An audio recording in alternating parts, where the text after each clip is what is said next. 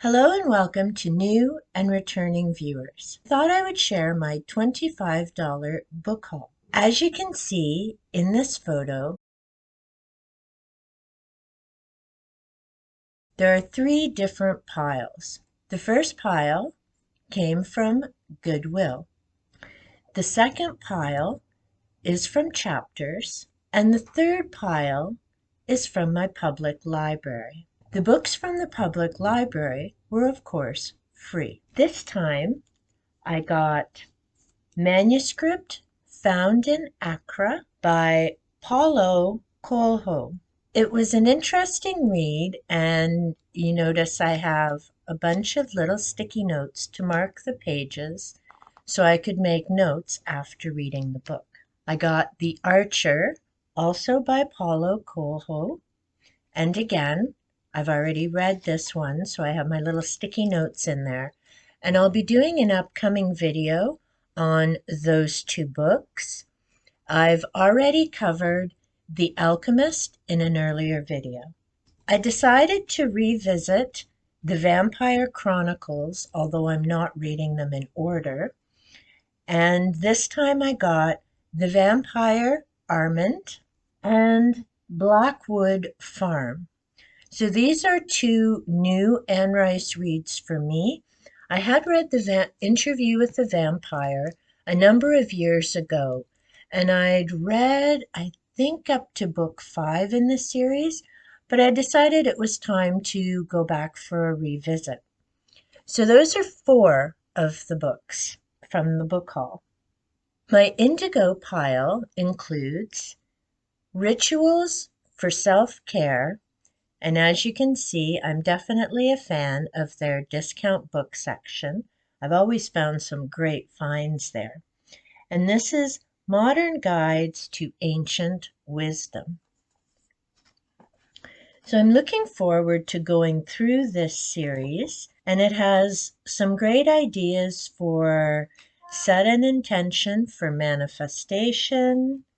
And part of the reason I decided to pick up this book, and again, I'm not going to try and pronounce that. It's a forgiveness mantra. And if you've seen my earlier video, I called it flashcards, but it's actually index cards. This is one of the sets of phrases that I use on index cards that I still need to finish making up and placing around my house. When I was flipping through this book, deciding whether to get it, I found that rather fascinating. The next book, also from the discount section, is Tarot for Self-Discovery, and this is also from the Modern Guides to Ancient Wisdom series. I've been reading tarot cards for 40 years, and I'm absolutely sure of that time period because my first deck of cards was a gift from my best friend for my 19th birthday. For me, the tarot is about signs and guideposts when you're trying to make a decision in life and you just need a little bit of guidance and support. I also, when I'm reading for others, always stress nothing is written in stone. There are always variables and other circumstances that come up. And I also point out that a reading can be different 10 minutes later regarding the same question. And the reason that I stress that is that throughout life, we meet different people, different circumstances come up, our thoughts change, our goals change. So, of course, the outcome for a reading is going to change. I'm interested in reading this particular book to see what some of their thoughts are about the tarot. I've read a few different books about it, and as with so many subjects, there's always something new to learn and discover. Origins of the Gods is another book that I found at Indigo. Queesum Cave, Skinwalkers, and Contact with Transdimensional Intelligences. To me, that just sounded very interesting, and I enjoy learning about different subjects, many of them considered outside the box. I've also read another book by one of the authors, Andrew Collins, as I have Gobekli Tepe, Genesis of the Gods. And that's been an interesting read as well. The other author, Gregory L. Little, is not one that I'm familiar with.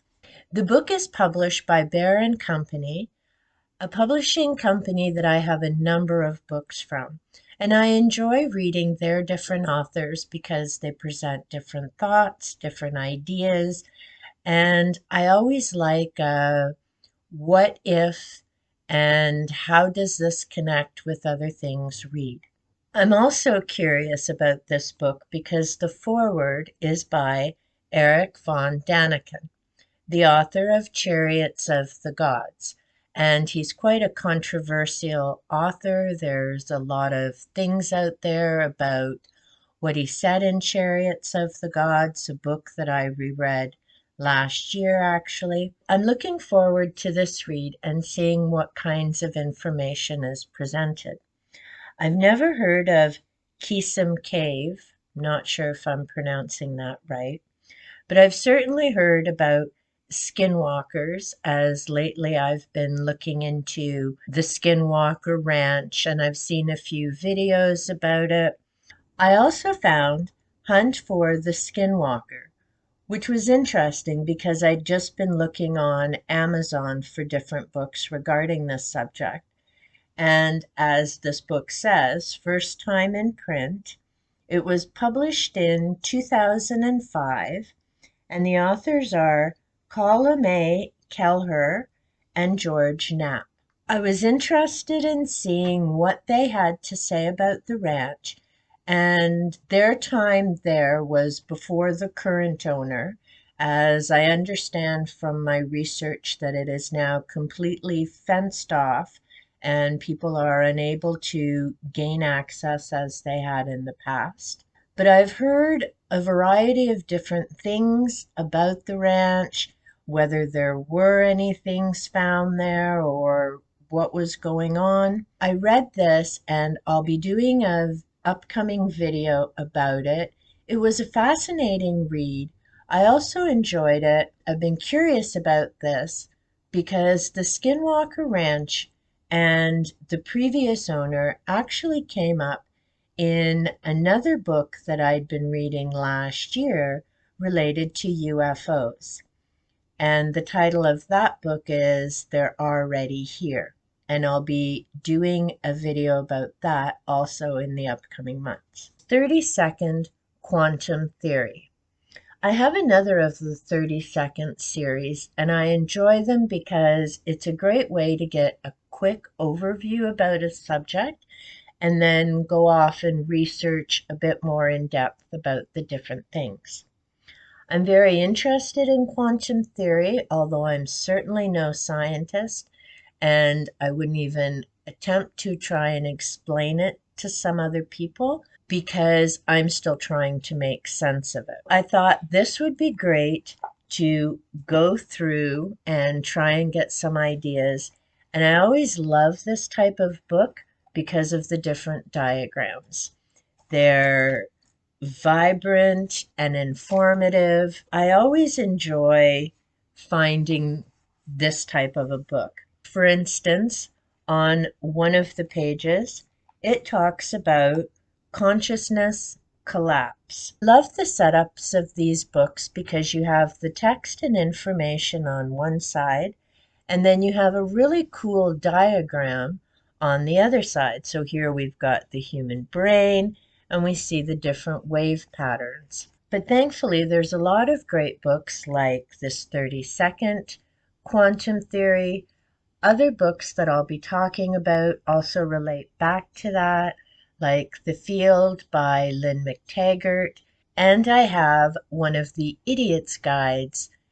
I love those titles, but partly because I'm sarcastic.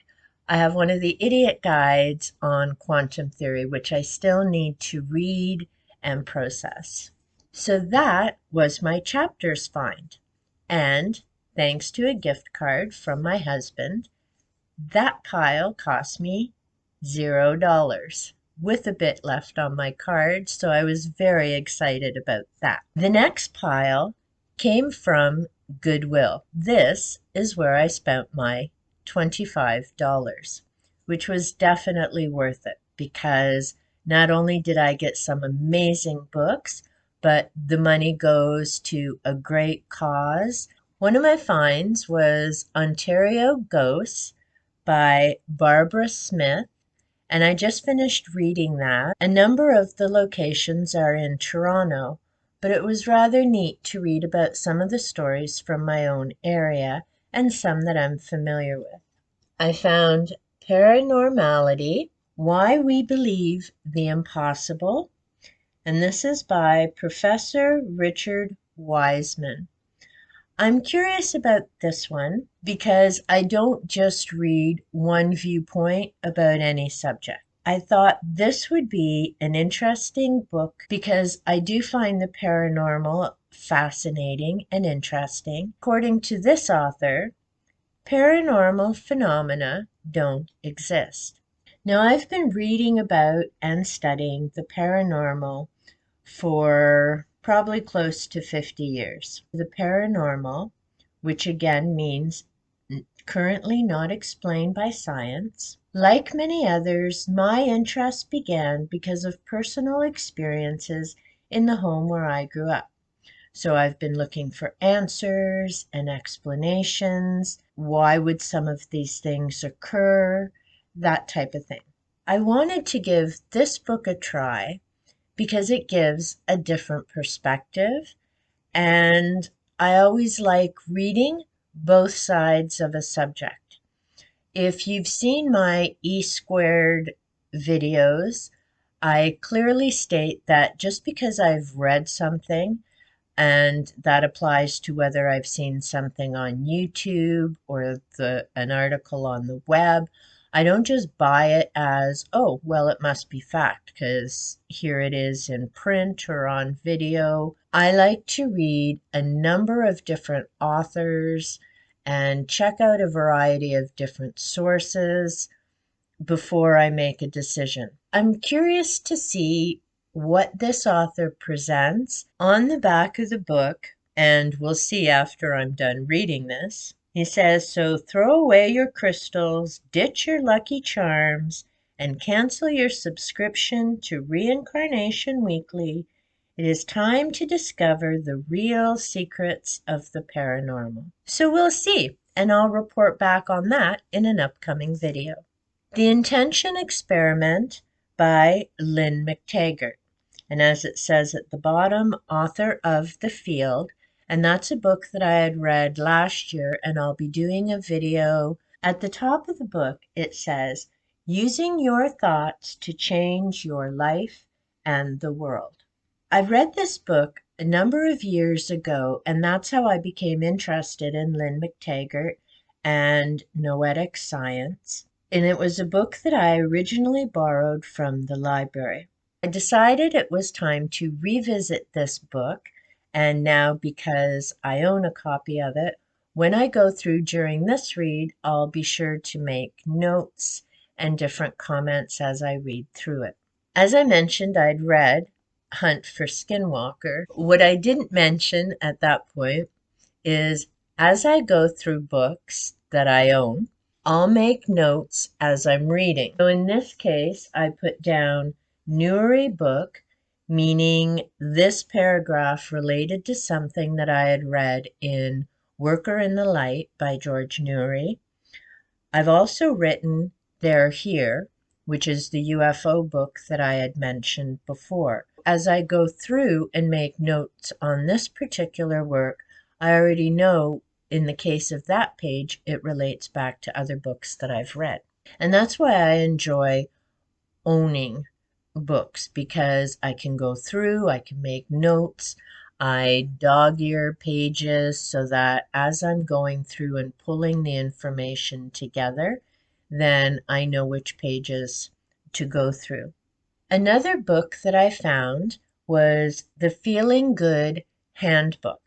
And I heard about this a number of years ago. I just never got around to picking it up. This particular book is about how to overcome depression, conquer anxiety, and enjoy greater intimacy.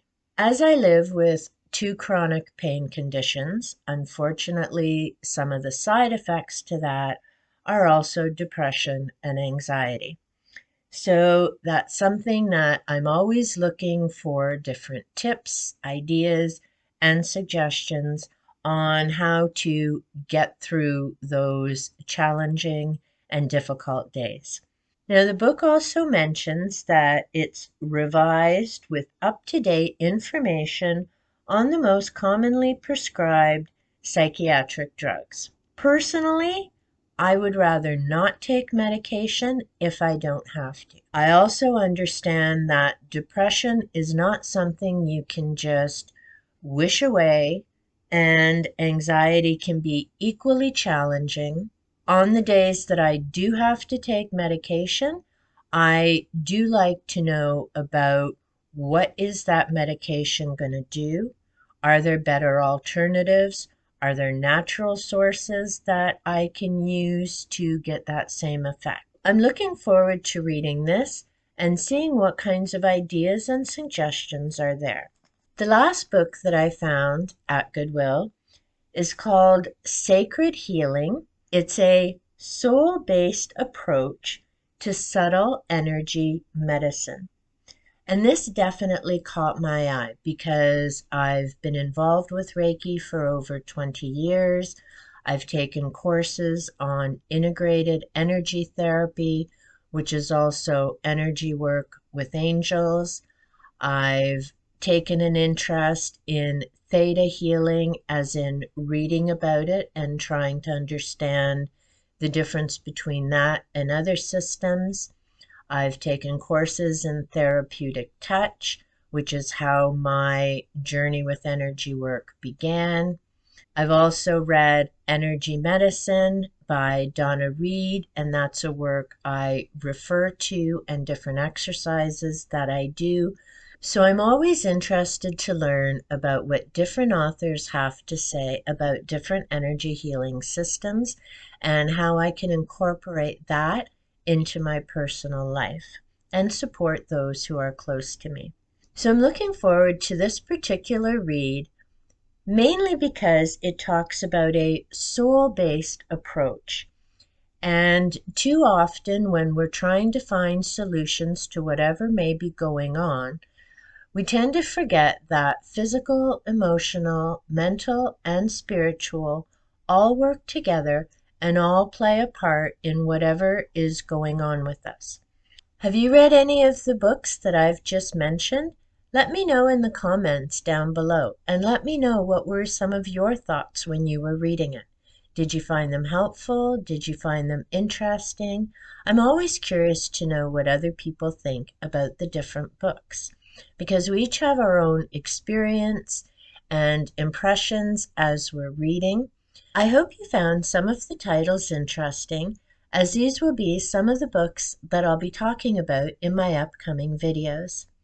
If you did find them interesting, then be sure to hit the subscribe button and turn on the notification bell so you know when I upload content that may be of interest to you.